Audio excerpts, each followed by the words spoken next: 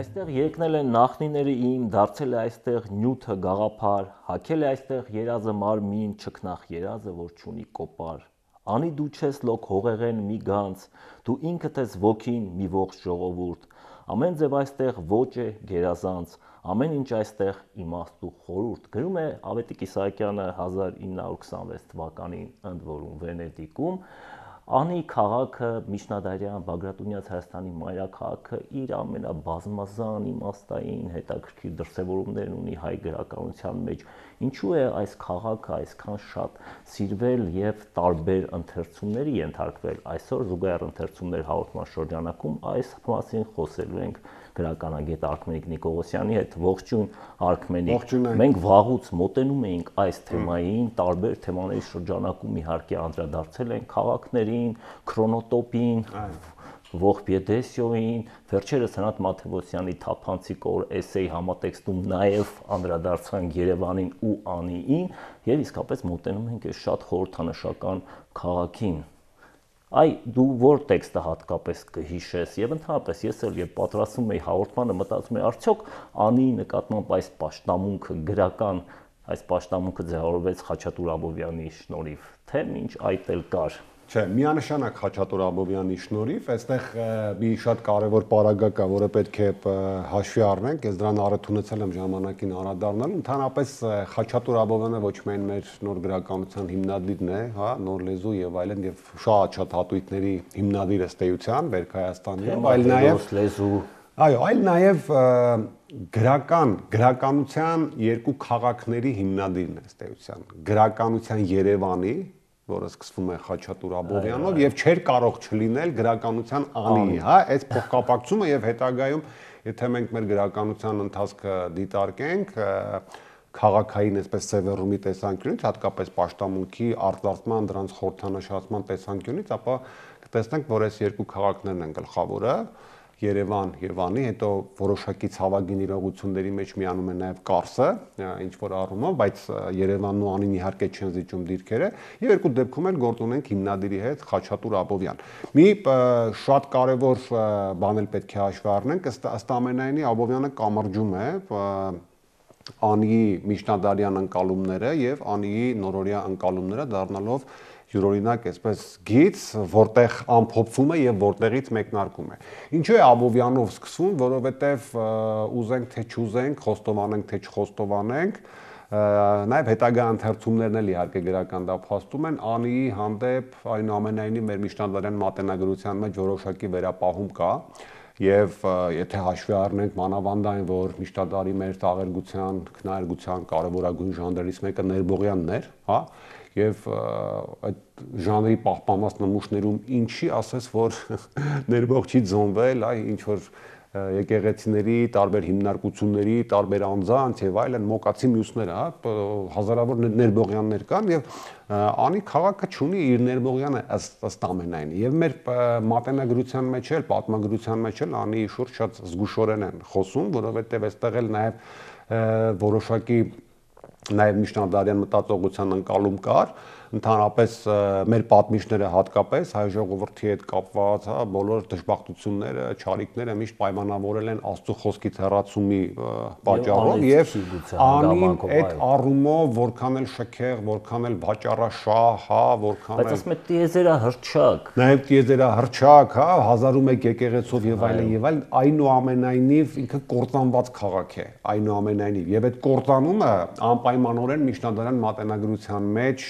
բերելու էր հարց, ինչու եւ հետեւաբար բերելու էր պատասխան, իշ միջնադարյան մատենագրության մեջ կործանումի ինչուի պատասխանը միանշանակ կապված է մեղքի, չարիքի եւ նմանատիպ երևույթների հետ եւ սա այն հանգամանքներից է, որ փոքրինչ արկախել է Անիի դրսևորումը մեր միջնադարյան գրականության մեջ։ Այդ անդերս քաղաքը այդպեսին կա, ես հիշում եմ Ողբեդեսիոններ, ներսե շնորհալը, որտեղ մի քանի տողի մեջ 3 տող, եթե չեմ սխալվում, շնորհալին որպես քույր քաղաք իհարկե Անին նշում է եւ այստեղ շեշտում է, որ նրա նույնիսկ անունը 3 տառից է բաղկացած եւ սուրբ երրորդության հետ է սա կապում։ Այսինքն այդուհանդերձ կար անի եւ պատմիչների երկերում էլ որպես թագավորության մայրաքաղաք շատ կարևոր պետականության առաջին հերթին որպես խորհրդանիշ կա, բայց նաեւ անին այ վերջերս ես ընթերցում էի Կարեն Մաթեոսյանի Անի եւ անեցիները հրաշալի գիրքը, այնտեղ օրինակ նաեւ պարոն Մաթեոսյանը ցույց է տալիս, թե այս 1001 եկեղեցիների քաղաքը միայն ոչ թե ճոխության բանի խորհուրդ ուներ, այլ իսկապես նաեւ սրբազան խորհրդանիշ էր, այստեղ տարբեր մասունքներ կային, Հռիփսիմյան կույսերի, այստեղ ըստ ավանդության Գրիգոր Լուսավորիչը գալիս է այստեղ հիմնում է առաջին եկեղեցիներից մեկը փաստորեն, այսինքն ավանդույթը կար սրբազան, որով անին ոչ միայն պետականության, այլ նաև հոգևոր շատ կարևոր խորհրդանիշ էր։ Ես այդուհանդերձ խորհրդանիշ չէի համարի, այդուհանդերձ խորհրդանիշ չէի համարի միջնադարյան մեր գրականության մեջ, որովհետև եթե ներթեշնորհալու գործն էլ մի քիչ ավելի սթափ վերլուծենք, դա պարզապես Եդեսիայի ողբն է, հա, եւ ասատից խորքը հենց այն է, հա, անին կործանվեց։ Այսինքն եթե մեղավոր քաղաք էր ամեն դեպքում, մեղավոր քաղաք էր ամեն դեպքում, տես անին կործանվեց եւ մեր միջնադարյան տաղերգության մեջ ողբի եւ ներբողյանի այդ ժանրերի գոյության պարագայում մենք ունենք ողբանիի կամ ներբողյան անիի։ Սա ակնառու փաստ է, որքան էլ մենք այլ այսպես հատույթներ գտնենք եւ փորձենք այդ երևույթը խորհրդանշացնենք եւ այնտեղ Եվ Աբովյանի համար էլ է այդպես, եթե հիշում ենք այդ հատվածը Աբովյանի երկու հատույթով պետք է Աբովյանին նայենք, հիմա գանք հասնենք Աբովյանին։ Հիմա անիով անին Աբովյանով սկսելը եւ ընդհանրապես անիի ներկայությունը Աբովյանի վերք Հայաստանի մեջ եւս մեկ անգամ փաստում է մի շատ կարեւոր հանգամանք, էլի հոգուտ Աբովյանին, նախ այն, որ այնուամենայնիվ վերք Հայաստանին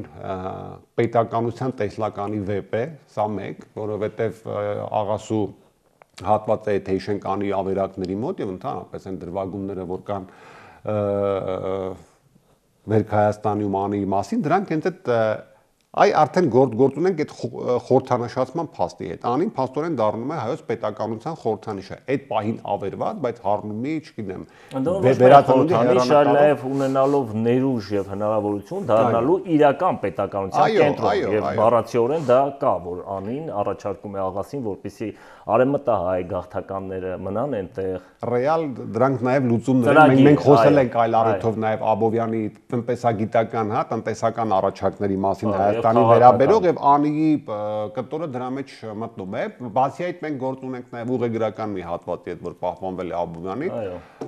հենց բոլորը գիտեն, որ Աբովյանը իհարկե մի քանի անգամ բարձրացել է Արարատսարը, շատերը սխալմամբ կարծում են, որ Արարատսարում էլ կորել է եւ այլն, եւ չի վերադարձել այնտեղին, բայց նաեւ մի քանի անգամ որպես ուղեկցող եւ այլն եղել է անիում, այո, եղել է նաեւ անիում եւ այդ իր ուղեգրական երկերում էլ այդ ուղեգրական էս հիմա ցավոք վերնագիրը չեմ հիշում ստույգ, այդ ուղեգրության մեջ էլ շատ հստակ խորհրդանշացնում է Խաչատուր Աբովյանը անին դարձնելով ըստ ամենայնի սկիզբ եւ հետագա ընթացքը անիի արդեն այլ կերպ ընկալումը մեծապես պայմանավորված է անցյալի փառքեր, բայց նախ եւ առաջ պետականություն այդ գաղափարի հետ եւ եթե հետագա իրացումները մենք նայենք, անին յուրովի դառնում է մի խորհրդանիշ, որի անունը տալով մեր գրողները, չգիտեմ, արվեստագետները խոսել են մեր պետականության անկման մասին եւ հայտնել են հույս, որ այդ պետականությունը կվերականգնվի։ Այ ոչ միայն այս պետական, դառնում է անմիաբանության խորհրդանիշ, այ նշեցի մեղքերի խորհրդանիշ, ցոփության, շվայտության, այ հիմա ես Աբովյանի այդ մի հատվածը վերքից կկարդամ, աշխարհաբար փոխադրությամբ, ժամանակակից արևելային փոխադրությամբ, աղ չէ, ետ մի դարձիր, այստեղի ծուխը 1000 տարուց ավելի է, որ կտրվել է Արքմենիկ, կաց մի վախենա, անշունչ քարերն ու եկեղեցիները մարդակերտ չեն, աչքերդ բացիր, սիրտդ քեզ հավաքիր ու գլխիդ վայ տուր, այս սրբատաշ տաճարները, այս վիթխարի բերդը, այս քարերը քեզ կասեն, թե սա հպարտ ու գոռոզ անին է, եւ քո թագավորների հզոր մայրաքաղաքը, որ այնքան էր իր հարստությամբ, իր փառքով փարթամացել, ճոխացել, մեծամտածել, որ չոբանն էլ եկեղեցի էր շինում, որ ոչխարարածն էլ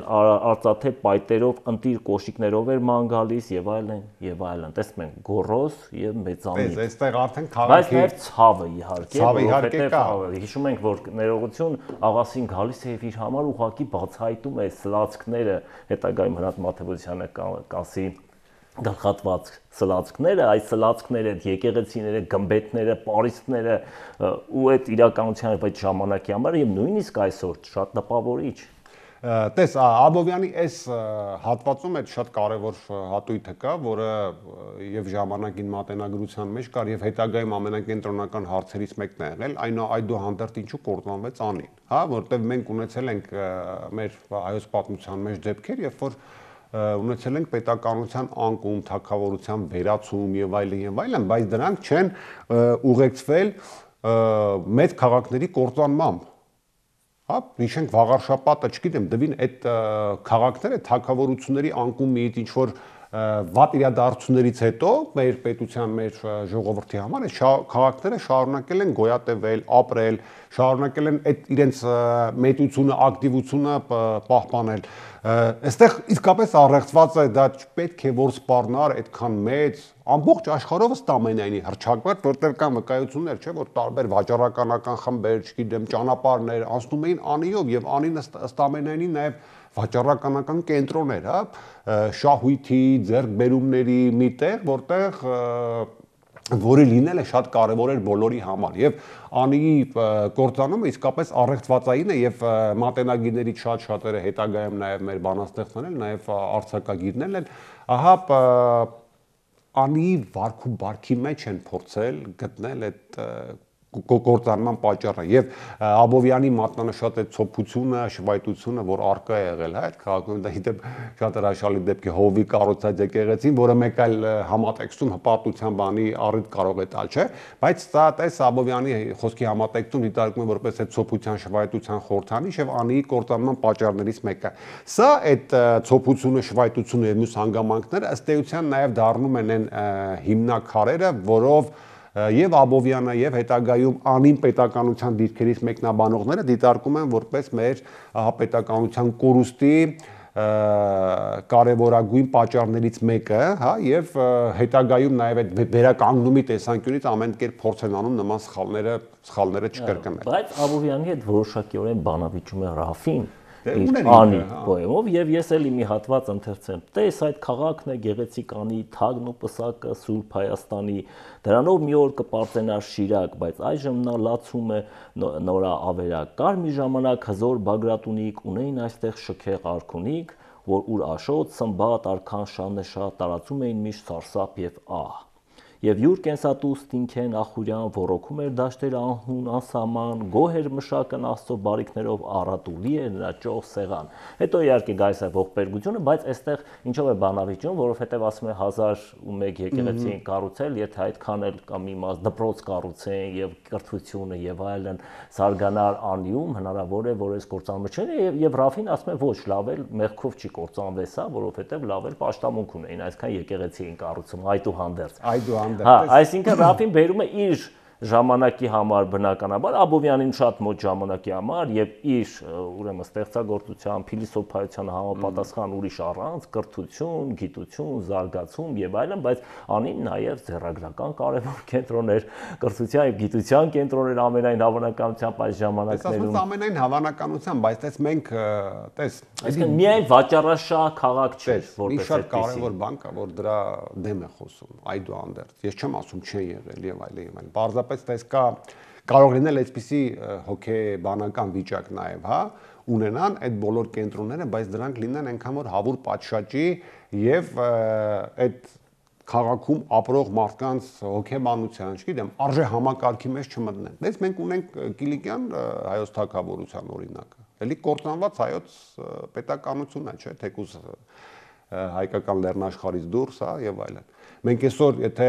պարտենում ենք մեր միջնադարյան, հատկապես մանրանկարչությամբ, չէ, ձեռագրային արվեստով, ձեռագրերով, այդ մագաղաթներով, մատյաններով, որոնք այսօր պահվում են մատնադարանում, մի ահռելի մաս կա, որ Կիլիկիայից են, չէ, Կիլիկիայից են, որտեղ ահա Կիլիկիան հստակ ցույց է տալիս Կիլիկիայի ժառանգությունը, թողած մշակութային ժառանգությունը, հստակ ցույց է տալիս գուցե անուղղակիորեն Անի կործանման պատճառներից մեկը այդ հատույթում եւ այստեղ այդքան էլ ես կողմնակից չեմ Ռաֆուն։ Մյուս կարևոր կտորը որ կա, այստեղ նաեւ հոգեբանորեն պետք է հաշվի առնենք այդ կործանուն բանը, որ անդադ շեշտում են, ըստ ամենայնի Անին մեր վերջին մայրաքաղաքներ ինչ առումով, որովհետև Անիից հետո մենք մեկ էլ մայրաքաղաք ունեցանք 1918 թվականին, այսինքն մայր հողի վրա բուն մեր հայրենիքի տարածքում անին ըստ ամենայնի վերջին մայրաքաղաքներ եւ այս առումով նրա կործանումը տասնապատիկ կամ հազարապատիկ շատ ավելի ցավագին պետք է ընկալվեր եւ նրա հառնումը որպես ընդհանուր հառնումի վերածննդի սիմվոլ շատ ավելի մեծ կարևորություն պետք է ստանար։ Այս առումով պատահական չէ, որ հետագայում Աբովյանի եւ ժամանակ եւ Աբովյանից հետո օրինակ մեր տարբեր բանաստեղծների գործերում թե արևելահայ, թե արևմտայ, օրինակ Ղևոն Դալիշյանի ողբամ քեզ հայոց աշխարհում, չգիտեմ, Պետրոս Դուրանն նույնիսկ պիես ունի, հա, անկումն վերնագիրը հիմա հիշեմ, ասպատակություն Պարսկատի հայց կամ ավերում են Բագրատունյաց անի մայրաքաղաքին ողբերգություն ունի այդ թեմայով, հա։ Սրանք ավելի շատ շեշտադրում են հենց այդ երևույթը եւ կամաց մեր պոեզիայում եւ գրականության մեջ անին դառնում է ոչ այնքան կոնկրետ տեղանք, որքան այդ քո ասած խորթա նշացումն է բերում եւ սրա լավագույն օրինակներից մեկն էլ արդեն կարող ենք հանդիպել Դանիել Վարուժանի Ցեղին սիրտը ժողովածույում օրինակ, երկու շատ կարևոր բանաստեղծություն ունի այդտեղ, չմոռանանք, որ ժողովածույն ունեցավ 1909 թվականին, երբ որ Օսմանյան Թուրքիայում տեղ ունեցավ այդ հեղափոխությունը, որը միտված էր ազատություն, եղբայրություն, չգիտեմ, եւ մյուս են սուտ բաները, հա, որ սովորաբար հռչակում են հեղափոխությունների ժամանակ եւ երկու բանաստեղծություն ունի Վարուժանը այդ գրքում, ավերակներուն տիկինը եւ անի ավերակներուն արչեւ, հա, եւ երկու դեպքում էլ մենք գործ ունենք ահա այդ նշատած սիմվոլների ամրագրման հետ, անին պատահական չի ընտրված եւ ահա մի կողմից թվում է թե 8 թվականն է այդ հեղափոխությունը եղել է պետք է որոշակի լավատեսություն լինի, բայց Վարուժանի ընտրությունը ահա այդ հեղափոխությունը երկել կամ ինչ որ դրա շուրջ խոսել են անի ավերակներուն արչեվ ահա բերում է այս երկակի ընկալումը կործանումի եւ հառնումի կասկած կա այդ հառնումի արչեվ էլի եւ պատահական չի որ անի կերպարը նաեւ Վարուժանի պոեզիայում գոնե այս երկու բանաստեղծություններում կամաց ընդհանրացվում էր դեպի Հայաստանով, հա, լաց Հայաստանով, թշվառկին ու փետե, վարսերետ եւ այլն եւ այլն։ Այս ավերակների պատկերները Ռաֆը մոտել է այդպես ավերակներուն թափառող ոգիների պատկերները եւ Աբովյանի մոտ այդպես Ռաֆու մոտ եւ Վարուժանի մոտ էլ փաստորեն տեսնում ենք, այսինքն անին այս ավերակ դատարկված քաղաքն է, բայց ամեն դեպքում ցավի կարոտ է զուգահեռ ամեն դեպքում պահպանում է այդ ներուժը լինելու պետականության, ապագա պետականության խորհրդանիշ առնվազն։ Եվ դա է, բայց հետաքրքիր է արևմտայ եւ արևելայ իրականության հանգամանքը, որովհետեւ անին Շիրակի դաշտավայրում է գտնվում, ըստ էության այս կողմն է եւ նաեւ ես հաճախ մտածում եմ, որ այս անդրադարձների պատճառը հետագայում նաեւ այն է, որ մենք տեսնում ենք անին, բայց անհասանելի է, այսինքն մենք այսօրվա Հայաստանից տեսնում ենք անին, որտեղ սահմանին է եւ անհասանելի է, հիմա բայց արևմտայերի համար գուցե այս խորհուրդը չունենար, օրինակ Վարուժանի համար։ Դա կա, բայց քաղաքական առումով իհարկե եւ անի աշխարհագրական դիրքը, այսինքն կենտրոնական եւ պատմությունը եւ հնարավորությունները եւ ճանապարհների վրա գտնելը, այսինքն այս հետագա հնարավորությունները տալիս են դառնալու պետականության նոր կենտրոն։ Ինչի մասին Աբովյանը երազում էր կամ նրա հերոս Ավասին։ Այդ հանգամանքը իսկապես շատ մեծ դերակատարություն ունի, որովհետև տես եթե վերհիշենք մեկ այլ այսպես տեսանկյունից Պաուր Սևակը Անրալի զանգակատան մեջ մի տող ունի, հա, ասում է ինչ կա ավելի ծանր ու վշտալի, քան թե կասկիծը ворթեկորուսմոր այդ տողով սկսող հատված ունի, որ Արարատը ասում է այդպես դրել են Երևանի դեմ, Անրալի զանգակատանն է ասում։ Նույն կերպ ահա անին անընդհատ հիշեցնող իր փառքով, բայց ոչ միայն փառքով, այլ քո պետականություն ունեցածի, հա, այդ հիշողությունը անընդհատ բերելով, քո հիշողությունը քրքրելով, նաև քո հոգին քրքրելով, սա բնականաբար մեծ դեր խաղում էր եւ իսկապես այդ հանգամանքը կարող էր վճռական լինել եւ պատահական չի, որ բոլոր այն դեպքերում, երբ որ մենք գործ ունենք հանգամանքի, երբ որ գրողը կամ բանաստեղծը այցելել է անի, անձամբ տեսել է անի, շրջել է նրա ավերակների մեջ եւ այլն, բոլորովին այլ արձագանք ունի, հա, անին։ Իհարկե պահում է այդ սիմվոլիկան, պահում է այդ անցյալի փառքը եւ այլն, բայց նրա մեջ նաեւ այդպես մարդկային որոշակի վերաբերմունքներ են, հա, ծնվում։ Այստեղ մի հետաքրքիր օրինակ կա, պրոֆեսոր Սամվել Մուրադյանն իր հոդվածներից մեկում մեջ բերել Ջիվանու պարագան, որտեղ պարզվում է, որ Աշուխ բանաստեղծ Ջիվանին բավական այսպես անիերգություն ունի եւ ըստ ամենայնի ես նույնիսկ փորձեցի համեմատել նրա տաղաչափությունը, անդրադարձման որակները եւ այլն, ըստ ամենայնի նա էլ նախադեպ է ծառայել իր պոետիկայով հետագայում Շիրազի, Հովհաննես Շիրազի իր իրացումների համար, որտեղ որոշակի մոտեցումների ընդհանրություն կա, եւ տես Ջիվանու մոտ օրինակ էսի տողեր կան, Փարիզու զարդարված քառանկյունից է ինձ համար անի մեկ պատը լավ է, կամ ինձ համար Փարիզու վեհ կայսեր գահից Աշոտի քանդված պալատը լավ է, հա։ Մենք այստեղ Ջիվանու մոտ բոլորովին այլ դիսկուրսների հետ գործ ունենք եւ ամենակարևորը Ջիվանին բերում է նաեւ մի տեսակ այսպես ժողովրդական ընկալումը ժողովուրդն ինչպես է ընկալում անին արդյոք այդ սիմվոլացումը կա իր մեջ արդյոք անին ընկալում է որպես վերածնության խորհրդանիշ եւ այլն տես այսպեսի մի հատված պալատները թողին եղած հավասար կրկին նորոգվելու էլ չունիս հնար ասում եմ վանքերդ կիսաքանդ առանց ժամարար ուր է դրությունդ պայծառ քո անի Երբ քեզի կորտանես գորոզ թշնամին, հայության դրոշնել ընկավ միասին, տգիտապար քեզ այս ավուր հասցրին, չար որդիքը տիրավաճառ քո, անի։ Այս նաև այն մյուս ոչ թե ընկալումն այլ պատմական փաստերի, գիտես, Վեց Սարգիս, մյուսներ եւ այլն, որոնք արդեն նաև բանայության ճանապարհով վերապատնվելով, վերաշարադրվելով, միաբանություն գալիս են եւ հասնում են մինչեւ այդ ժողովրդական ընկալումներ եւ Ջիվանու այս պատկերումները անի նաև շատ կարևոր են թե ինչպես էր ահա ընկալվում, հա, նշեցի ժողովրդական տեսանկյունից եւ սրանք հավելյալ լույս են սփռում երևույթների վրա, որտեղ հետագա մեր գրականության մոտեցումները դառնում են շատ անհատական, անի ընկալման։ Իսկ հետագա մեր գրականության մոտեցումների մասին մյուս հաղորդման շրջանակում անպայման կզրուցենք, հնարավորություն տանք հեռուստադիտողին, որպեսզի գնա եւ մտածի այս հարցերի շուրջ մինչեւ հաջորդ շաբաթ։